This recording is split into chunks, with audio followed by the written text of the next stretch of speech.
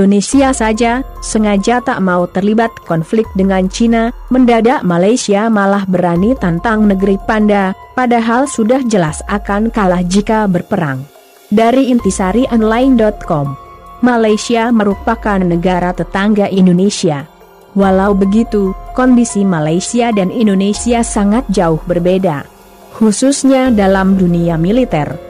Saat ini, Indonesia menempati urutan ke-16 sebagai negara dengan kekuatan militer terkuat di dunia.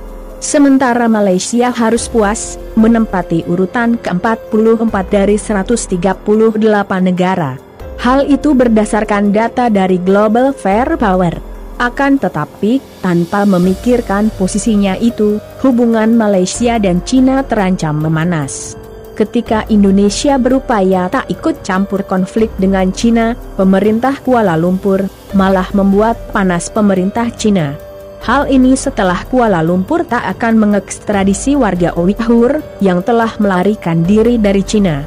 Meski tak pernah diungkapkan ke publik, namun keputusan ini ditemukan dalam sebuah catatan dari pemerintah Malaysia kepada parlemennya.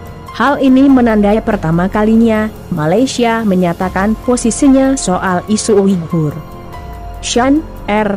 Roberts, seorang profesor studi pembangunan internasional di Universitas George Washington, dengan tindakan ini, Malaysia mengambil sikap penting di saat banyak negara lain di Asia Tenggara, termasuk Indonesia dan Thailand, enggan untuk mengambilnya. Ini kemungkinan akan membuat marah Beijing. Tetapi itu adalah posisi yang bertanggung jawab, ujar Roberts. Posisi Malaysia mungkin mengakibatkan beberapa orang Uighur yang tersisa dan masih tersebar di seluruh Asia Tenggara mencari perlindungan di Malaysia. Sementara sebagian besar orang Uighur yang telah melarikan diri dari Cina melalui Asia Tenggara, pada akhirnya berusaha untuk melakukan perjalanan ke Turki. Tidak ada bukti bahwa Uighur saat ini dapat melarikan diri dari Cina sama sekali, kata Roberts. Mustafa Akyol, penulis asal Turki yang berfokus pada Islam dan modernitas, mengatakan posisi Malaysia menandai awal langkah dari negara-negara mayoritas Muslim untuk melindungi Uighur dari murka Cina. Di saat penganiayaan terhadap warga Uighur di Cina telah berkembang dalam beberapa tahun terakhir, dia bilang banyak pemimpin Muslim berpaling ke arah lain.